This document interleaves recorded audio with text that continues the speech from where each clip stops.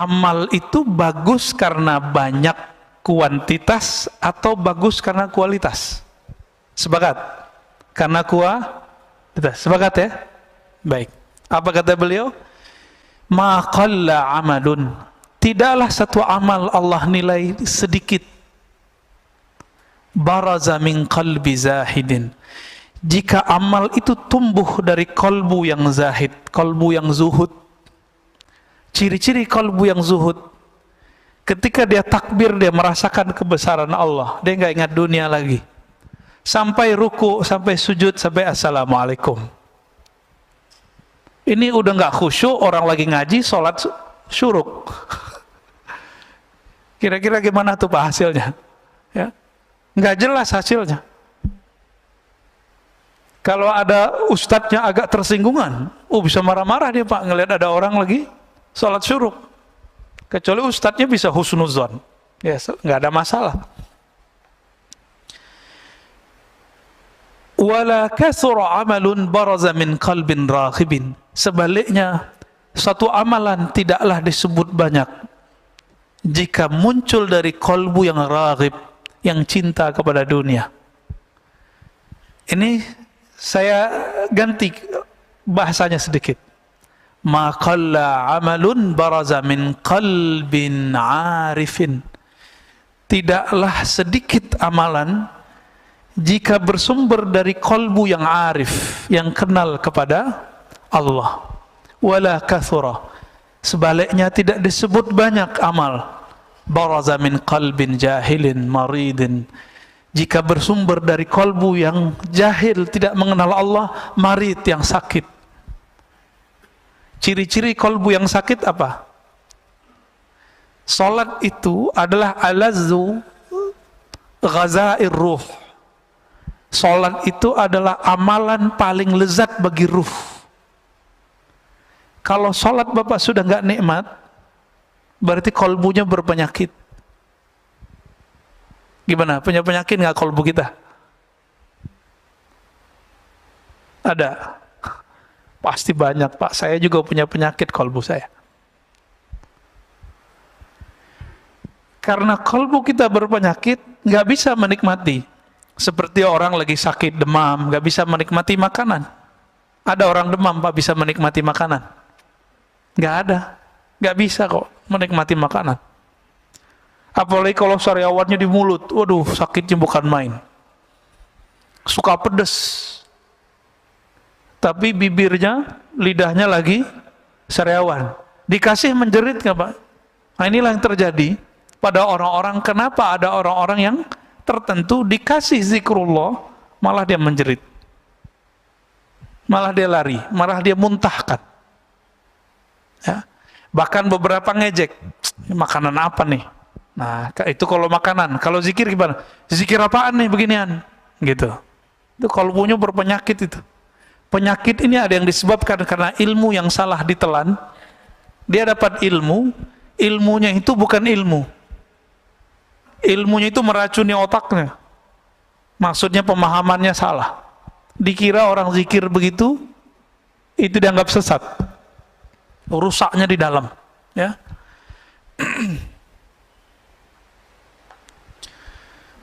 Itulah sebabnya ada sebuah hadis dalam Ibnu Majah, satu bab ilmu lebih afdal daripada 100 rakaat ahli ibadah. Satu bab ilmu. Ini kita udah 3 bab nih Pak dari tadi. Ya, udah 3 bab dari tadi. Udah 300 rakaat. Gampang kan? Kalau masuk ke hati insya Allah. Tapi yang penting berkahnya sudah dapat semua. Ya, alhamdulillah. Bahkan Imam Syafi'i meriwayatkan lain lagi. 1000 rakaat. Satu bab ilmu lebih utama daripada 1000 rakaat. Itu levelnya Imam Syafi'i. Ya. Maksud beliau, orang yang mengenal Allah, sesaat dia beribadah kepada Allah lebih afdal daripada abid orang yang ahli ibadah 1000 rakaat. Begitulah wali-wali Allah, Pak. Wali-wali ini ada tingkatan-tingkatannya. Semakin tinggi tingkatannya, satu nafasnya lebih afdal daripada 1000 rakaat kita. Kalau mereka sudah sampai ke level tinggi. Nabi itu diamnya sudah zikir. Seandainya Nabi itu nggak sholat itu boleh Pak seharusnya. Itu kan logikanya Aisyah. Apa kata Aisyah? Wahai Rasulullah, ngapain engkau sholat mulu? Kan engkau sudah diampuni. Apa logika Aisyah? Engkau nggak perlu sholat wahai Rasulullah. Kira-kira begitu. Sholat sunat loh ya, bukan sholat wajib. Sholat wajib kan langsung dari Allah wajib. Apa kata Nabi? Enggak. Afala an akuna abdan syakura. Kenapa aku tidak boleh menjadi hamba yang bersyukur? Maka sholatnya Nabi itu karena dia sudah mengenal Allah, sholatnya adalah sholat syukur. Setiap sholat. Maka kakinya kapalan. Kalau kita punggung kita kapalan Pak, karena tidur. Jadi Nabi itu sholatnya sholat syukur. Maksudnya apa sholat syukur? Beliau itu merasa sangat berterima kasih kepada Allah, mengemban nur yang Allah pilihkan kepadanya. Sebagai tanda syukur maka beliau sholat setiap hari, setiap malam. Bahkan beliau sholatnya pun dalam keadaan diam. Jadi Nabi ini sholatnya ada yang sholat fisik, ada yang sholat diam. Apa kata Sayyidatuna Aisyah? Karena Rasulullah sallallahu alaihi wasallam yazkurullah fi kulli ahyani. Rasulullah atau ala kulli ahyani selalu mengingat Allah setiap nafas, setiap detik, setiap saat. Jadi setiap nafasnya itu zikrullah. Kita udah dalam sholat nggak ingat Allah. Ini beda sholat kita sama Rasulullah sallallahu alaihi wasallam.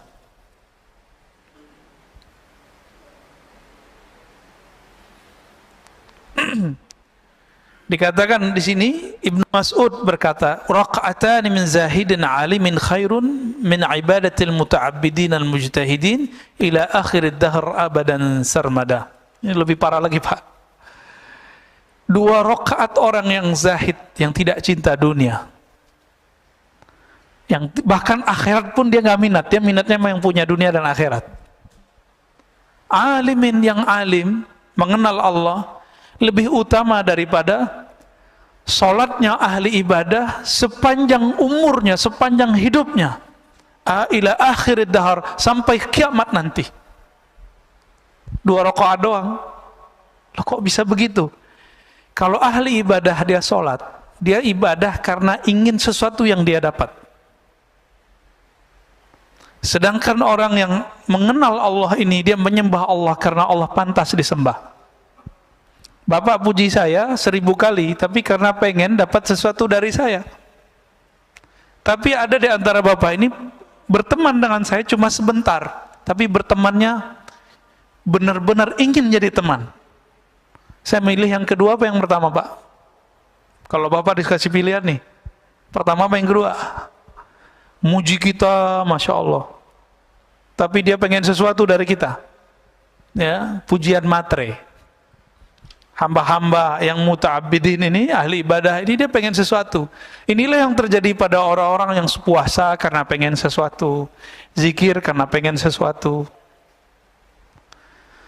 Keinginan itu ada yang sifatnya materi, sholat, zikir karena pengen rezeki lancar, pengen sehat.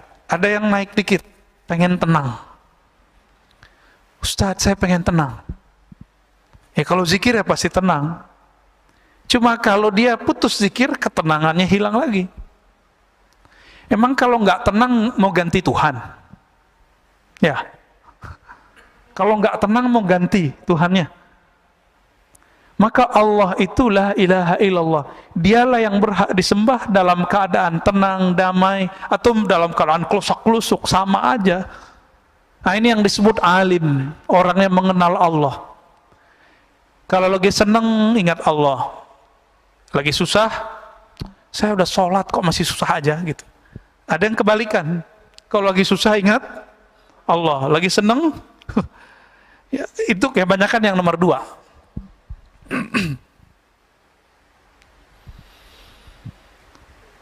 Sholawat juga gitu Pak. Orang sholawat sekarang apa? Sholawatlah kamu, kalau ngelihat Pajero sholawat. Ngeliat Mercy sholawat, ngeliat BMW sholawat. Biar apa? Biar dapet matre semua. Jadi Nabi ini kan mandang kolbu kita juga, kan beliau sudah masuk ke alam ruhani. Maka beliau ngerti isi hati kita.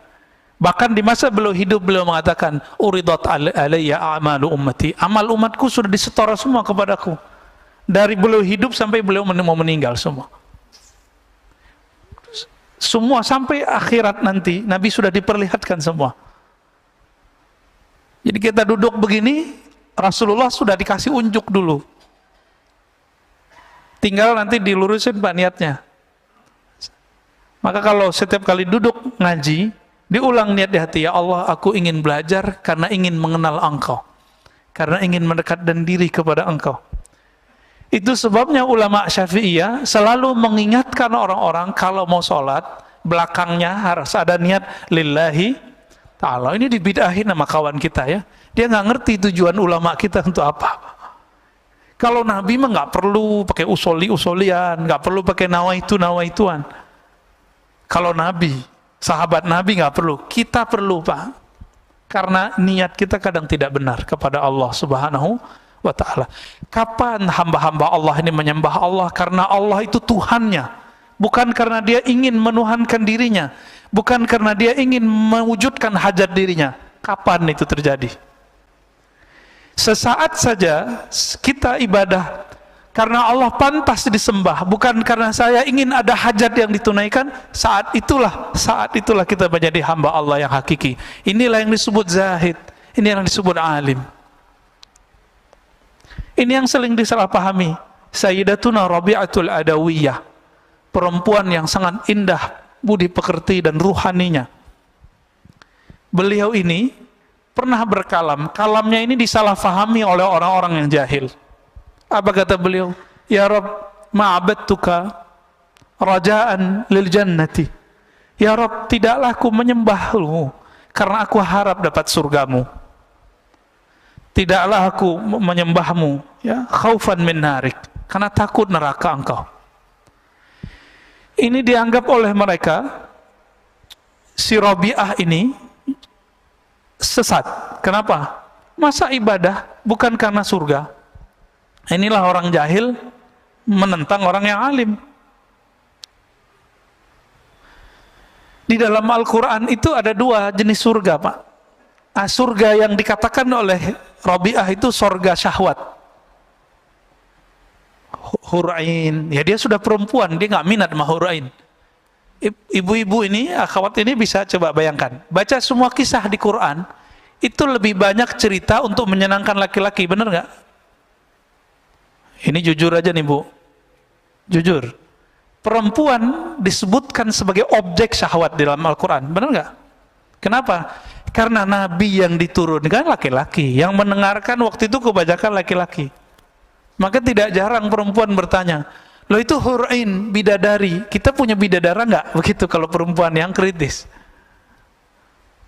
Pasti ada pertanyaan begitu. Pernah terbersit nggak ini ibu-ibu ini? Enggak ya? Enggak baca terjemahannya berarti ya. Tapi semoga sebagian memikirkan itu. Gimana cara memahaminya? Maka Rabi'atul Adawiyah, karena dia sudah paham, di Quran semuanya begitu. Maka beliau mengatakan, ya Rabb, aku beribadah ke surga, aku ibadah kepada engkau bukan karena surgamu, tapi karena engkau yang mempunyai surga. Surga ini ada dua, ada surga syahwat, ada surga ru'yat, surga memandang. Yang dimau oleh Rabi'ah adalah memandang Allah Subhanahu wa ta'ala. Makanya Rabi'ah ketika dilamar oleh seorang laki-laki, itu nggak mau nikah Pak, karena dikasih pertanyaan sama dia. Jadi maharnya dia adalah pertanyaannya bisa dijawab nggak. Berat kalau ketemu Rabi'ah. Saya mungkin nggak lolos Pak. Saya ketemu Rabi'ah mungkin mental 7 kali lipat kali ya. Pertanyaan dia satu aja. Ada yang tahu pertanyaannya apa? Nih satu riwayat ya. Jika aku menikah denganmu, kamu bisa jamin nggak nanti aku bisa bertemu Allah? Kira-kira itu Pak. Mana ada suami bisa begitu Bu? Nggak ada. Benar nggak nih para suami yang jomblo-jomblo? Udah ketemu Allah belum? Belum ya? Disitulah beratnya. Maka Bapak Saudara makan Allah, Rabi'ah ini dia surganya bukan lagi surga syahwat, surganya surga ru'yat. Apa arti ru'yat? Memandang Allah. Itu yang dia mau. Apa gunanya masuk surga, kata Rabi'ah, tapi nggak ketemu yang punya surga. Bapak saya fasilitasi di satu tempat. Tempat itu villa punya saya. Tapi saya nggak mau ketemu, Pak. Datang lagi, saya nggak mau ketemu. Udah makan aja, tidur aja, saya nggak mau ketemu. Awal-awal senang, lama-lama pengen ketemu nggak? Penasaran nggak? Penasaran. Itulah yang terjadi kepada ahli surga. Maka nanti pencarian ma'rifatullah, mau mengenal Allah, tidak berakhir dengan kematian. Nanti berlanjut nanti di surga. Maka di surga apa kata Nabi? Ada sekelompok orang, laisu minal anbiya wala minasyuhada. Mereka bukan para nabi, bukan juga para syuhada. Tapi yaghbituhumul anbiya wa syuhada. Tapi para nabi, para syuhada itu ghibtah kepada mereka, iri kepada mereka, iri yang positif. Heran, loh kok mereka dapat posisi ini? Bukan berarti posisinya lebih tinggi dari para nabi, tidak. Lalu kemudian Allah ditanya, ya Rabb itu siapa ya Rabb? Yang tanya pastinya para nabi. Apa jawaban Allah Ta'ala? Mereka itu adalah orang yang saling menyayangi biruhillah, karena ruhullah. Ruhullah itu adalah cinta dan rahmat Allah Subhanahu wa Ta'ala. Bukan karena harta yang mereka bagi, bukan karena syahwat yang mereka punya, tapi karena ruhullah. Siapa yang cintanya karena Allah itu, nah inilah yang mereka nanti Allah bawa dengan kecepatan cahaya, ala nurin, ya, min rabbih. Jadi nanti kalau kita beruntung, Pak, nama kita soalnya sudah ada di neraka, sudah ada di surga. Nih, nama Bapak ini ada di neraka, Fulan bin Fulan, ahlun nar. Di surga juga ada. Tinggal kita lagi bayar kredit surga atau bayar kredit neraka? Atau mau dibayarin cash nggak? Mau dibayarin cash? Ada pacarannya. Apa kata Nabi? Man qala la ilaha illallah dakhalal jannah. Siapa yang mengatakan la ilaha illallah, di hadis Imam Bukhari dikatakan min qalbihi au nafsi, dari dalam dirinya, betul-betul lisannya sama dengan di dalam kolbunya. Lisannya baca la ilaha illallah, kolbunya mengatakan aku tidak menyembah kecuali hanya kepada Allah, aku tidak bergantung kecuali hanya kepada Allah. Nggak bergantung ke vaksin, Pak. Kita vaksin aja, tapi jangan bergantung kepada vaksin, ya. Yang bikin vaksin juga lagi tengkar, Pak. Ya benar nggak? Ya semua kalau udah dipolitisasi, Masya Allah, ya begitu jadinya. Negara di mana-mana, bukan di Indonesia aja, di mana-mana ini sekarang lagi politisasi, karena ini bisnis yang luar biasa. Ini bikin kita terganggu kadang-kadang ibadah kita. Bapak saudara makan Allah, kita lanjut ke hikmah yang 55. Ini agak maraton nih, biar banyak dapat hikmahnya. Kenapa ada orang amalnya bagus, dan bagusnya itu tertata rapi gitu, nggak ujuk-ujuk bagus tiba-tiba enggak. Ternyata beliau sudah menyebutkan itu terjemahan dari apa yang di dalam ruhaninya. Kata beliau radhiyallahu ta'ala anhu, husnul a'mali nata'iju husnul ahwal, wa husnul ahwal min at-tahaqquq fi maqamatil inzal.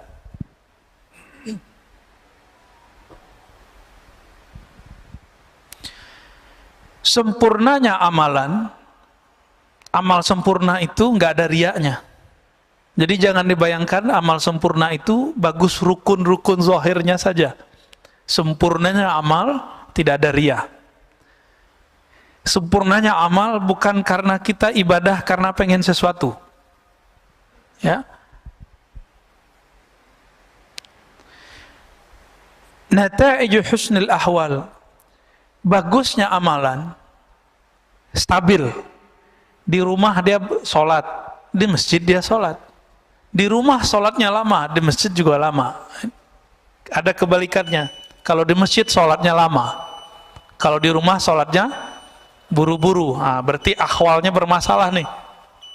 Kalau lagi ada komunitas dia bisa khusyuk, tapi kalau nggak ada komunitas dia nggak bisa khusyuk. Kebanyakan kita yang begini. Apa kata beliau? Kebagusan amalmu, kestabilan amalmu itu karena nata'iju husnul ahwal, karena buah dari bagusnya ahwal rohanimu. Apa ahwal rohani? Tidak ada riya, tidak ada ujub, tidak ada sombong. Udah 3 aja. Tidak ada riya, tidak ada ujub. Apa arti ujub? Saya kagum dengan diri saya sendiri. Kalau riya itu saya kagum dengan amal saya. Beda nggak? Itu beda ujub sama riya. Berada kakak ya? Kalau riya, saya takjub dengan amal saya. Kalau ujub, takjub dengan diri. Sumber takjub itu kibr, sombong. Sikap dia disebut dengan takjub. Kalau dia tunjukkan kepada orang namanya takabbur. Takabbur itu sifatnya iblis. Maka orang yang bertakabbur, dia sudah jadi setan walaupun pakai serban. Ciri-ciri orang sombong gimana? Iblis itu rasis, Pak. Dia bicara asal usul. Khalaqtani min nar wa khalaqtahu min tin. Ya Rabb, saya ini asal usul saya lebih mulia dari Adam. Saya dari api, Adam dari tanah. Maka siapa saja dari antara yang hadir ini merasa sukunya lebih baik dari suku yang lain, itu iblis di dalam dirinya, maka dia jadi setan. Siapa yang merasa amalnya lebih utama dari yang lain, iblis itu dulu diizinkan ibadah per langit, naik langit 1, langit 2, langit 3, sampai kemudian diizinkan Allah memimpin ibadah di langit ke-7. Di langit ke-7 kan ada Ka'bah, Pak. Ka'bah putih namanya. Ya, Al-Baitul Ma'mur disebut di Quran. Yang di bawah kan Baitullah. Di atas namanya Al-Baitul Ma'mur. Sebenarnya di beberapa riwayat langit keempat itu juga ada Baitul Arwah. Cuma riwayatnya tidak terlalu sharih ya. Yang paling sahih di Bukhari Muslim, di bumi lalu ada di langit ke-7. Nabi Ibrahim lagi di sono, Pak. Nabi Ibrahim lagi di sana. Maka kalau ada orang ngaku naik ke langit nggak ketemu Nabi Ibrahim di langit ke-7, bohong dia. Ya.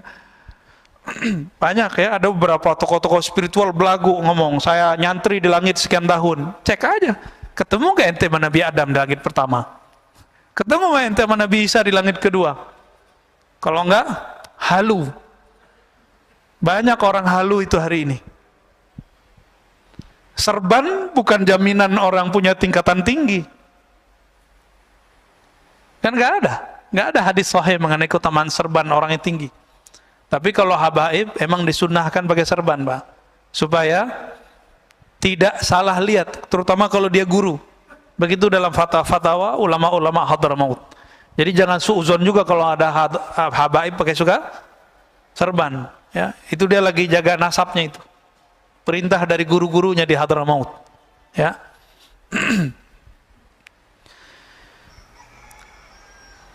Amal yang sempurna, amal yang ideal muncul karena ruhani yang bening. Ya. Ruhani yang bening itu minat tahaqquq fi maqamil inzal. Ya. Itu hadiah buah daripada tahakkuk. Apa arti tahakkuk? Usaha untuk istiqomah menapaki jalan-jalan ruhani. Jadi kalau berguru sama seorang syekh, jangan lihat dia hari ini, lihat dia yang masa lalu. Karena syekh itu sekarang kayak Imam Malik tadi, Imam Malik itu setiap malam mimpi ketemu Nabi, Pak. Mabittu lailan illa ra'aitun nabiyya sallallahu alaihi wasallam. Tidaklah aku tertidur kecuali aku memandang kepada Rasulullah sallallahu alaihi wasallam. Siapa itu Imam Malik? Ada kita yang begitu? Nah, itu baru benar tuh. Itu layak dijadiin guru. Bisa berkoneksi dengan Sayyidina Nabi sallallahu alaihi wasallam. Nah, inilah rahasia. Mursyid itu ruhaninya nyambung dengan Nabi. Ini jadi mursyid, mimpi ketemu Nabi aja belum. Jadi wakil talqin, mimpi ketemu Nabi aja belum, apalagi ketemu secara ruhani. Banyak Pak fakta-fakta begitu hari ini. Tapi mau gimana lagi, ini zaman sudah begini. Zaman sudah begini. Jadi pinter-pinter saja berguru, ya. Kolbu kalau sudah dilatih, apa makom pertama latihan kolbu? Latihan tobat. Itu awalnya. Jadi orang ini, dia sudah bertahun-tahun dia tobat. Itu sebabnya para masyaikh kita dulu punya amalan namanya sholat sunnah taubat. Dibid'ahkan lagi sama kawan kita, ya. Gak paham juga dia. Atau minimal kalamnya kalam tobat. Nah, tobat ini kan dibagi lagi, Pak. Ada tobat orang awam dari dosa yang zahir. Kalau tobat anak-anak salah minum, ya. Kalau lagi puasa begini anak-anak gimana? Terganggu gitu sama makanan. Terganggu gitu kalau ada anak-anak kecil yang lain di bawah dia yang berbuka. Nih saya mau tanya nih Pak, kalau ada di sini orang buka restoran, buka, Bapak terganggu nggak? Terus perlu ditutup nggak? Serius loh ya? Ada warteg buka siang nih. Nih saya nggak ngomong hukum syariat dulu, hukum rohani. Bapak terganggu nggak? Loh Ustadz, kita harus tegakkan hukum. Loh di antara ibu-ibu ini di rumah kalau Bapak punya istri, ada yang lagi haid nggak? Nggak masak, butuh makan, nyari kemana? Nyari ke warteg kayak gimana kayak itu. Jadi kita tuh nggak usah sibuk mikirin orang, kayaknya agama kita paling bener, mau amar ma'ruf nahi mungkar, tapi kebelinger di situ. Emang Bapak Ibu ini masih terganggu kalau ada orang masak depan kita? Ini kan lucu, ya, sweeping, ketemu di warteg orang makan, lagi makan tempe. Lah untuk apa itu diberitakan? Ini politisasi aja Pak, ya saya nggak suka berita-berita begitu. Ini saya mau nanya lagi, Bapak terganggu nggak kalau saya makan minum di sini? Oh, bener itu dah. Terus untuk apa itu dibuka? Apa ditutup, di sweeping? Nggak perlu, biarin aja mereka pakai adab ya. Jadi kalau mau bukain jam sekian, bilang gitu. Ya, buka jam 12 kayak gitu. Tutup depannya. Nggak perlu pakai sweeping Pak kalau orang udah puasa. Tapi kalau anak-anak, iya, anak saya itu bawa teman-temannya di depan rumah. Si bocah yang bontot tiba-tiba bawa roti ada coklatnya. Makan depan mereka, kabur Pak semua anak-anak itu. Apa kata mereka? Aduh puasa gue nih, parah nih adekmu Pak gitu. Itu puasa anak-anak, di depan saya masih anak-anak kan nih. Nah ini kita kalau ngomong hikam Pak ya. Tapi kalau pemerintah mau memutuskan misalnya, tutup, ya gak apa-apa juga, gak masalah. Gak masalah juga Pak, sebenarnya. Tapi kalau Bapak masih terganggu, ya salam. Ya, puasa anak-anak berarti ya. Jadi apa yang harus dilewatin untuk tahapan pertama? Taubat. Taubat anak kecil dari yang fisik tadi. Taubatnya orang awam dari hal-hal yang zahir, dosa mata, dosa telinga. Maka kalau orang awam sudah nggak dosa mata, nggak dosa telinga, nganggapnya sudah suci. Jadi mereka bingung, kok habis assalamualaikum masih ada istighfar. Padahal dia lupa, di dalam sholatnya dia tidak ingat kepada Allah Subhanahu wa Ta'ala. Ini perlu diistighfarkan nggak nih sholat yang begitu? Inilah rahasia. Rabi'atul Adawiyah mengatakan, astaghfirullah fi istighfari, atubullah fi taubati. Aku minta ampun kepada Allah karena istighfarku tidak benar. aku bertobat kepada Allah karena sholatku tidak khusyuk. Ada nggak yang pernah begitu, Pak? Supaya sholat kita pas naik ke atas kan mau dilempar lagi. Nggak khusyuk, lempar. Tapi karena kita tutup, astagfirullah, ya Allah, sholatku tidak khusyuk. Diberi syafaat, naik juga Pak ke atas. Allah kan maha pengasih, maha penyayang. Kita berusaha khusyuk, belum khusyuk ya nggak apa-apa. Yang penting kita ngaku tidak khusyuk. Mau nggak ngaku nggak khusyuk? Itulah tobat level 2. Taubat ruhani. Taubat apa? Taubat ruhani. Batinnya merasa kurang bener nih. Nah, ini aja Pak dibenerin. Level 2 ini coba dipakai. Nanti bagus tuh amalannya. Nanti Bapak gampang nangis kalau zikir. Sholat aja gampang mewek, Pak. Ini kalau nggak pakai kitab, saya udah nangis-nangis dari tadi nih.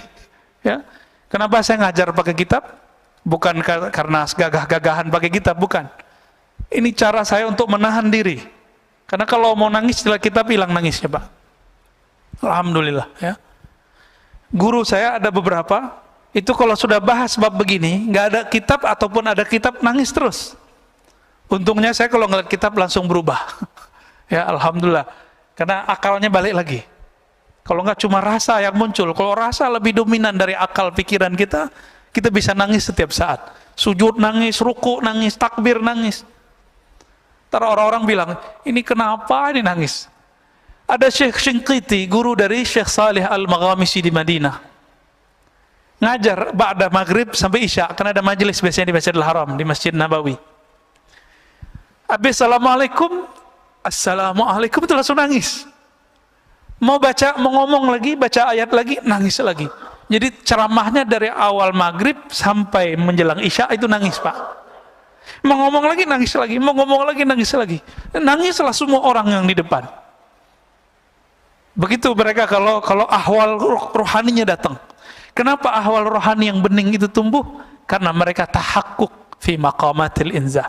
Mereka mau istiqomah, rajin menapaki jalan rohani. Yang pertamanya apa tadi?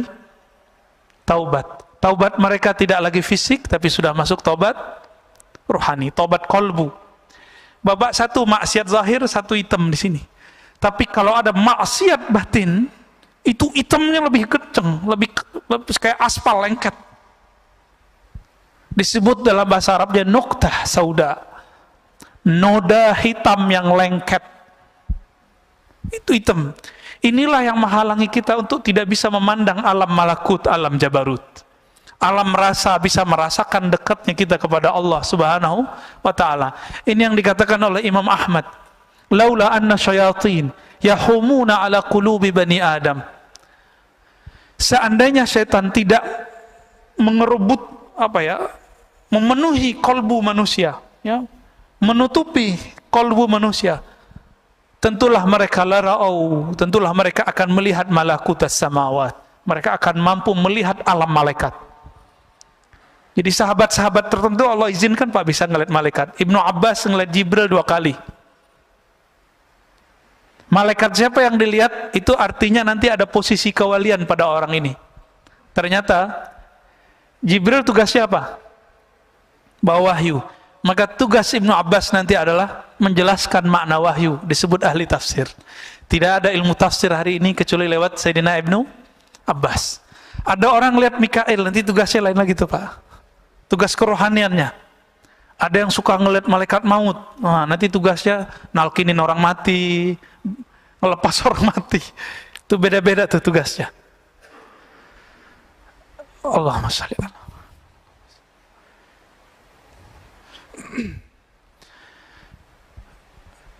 Oleh karena itu Bapak Saudara Allah, seandainya Allah bersihkan kalbu kita, mungkin tidak ada hari kecuali kita menangis di hadapan Allah Subhanahu wa ta'ala. Makanya Sayyidina Nabi sallallahu alaihi wasallam hampir setiap hari beliau menangis. Hampir setiap sujud beliau meneteskan air mata. Kenapa? Karena beliau merasakan memandang Allah Subhanahu wa ta'ala. Kita kehilangan anak kita hilang sehari mungkin 2 hari, bahkan kalau di mall hilang 1 jam 2 jam, ketemu nangis nggak Pak? Nangis. Ruh ini kehilangan, kemana dia berarah? ketika dia ketemu Allah Subhanahu wa taala, ketemu kekasih-kekasih Allah, pasti air matanya berlinang. Itu nggak bisa ditahan. Nggak bisa ditahan. Semoga Allah mengistiqomahkan kita menapaki jalan rohani, jalan istiqamah, jalan taubah. Amin ya rabbal alamin.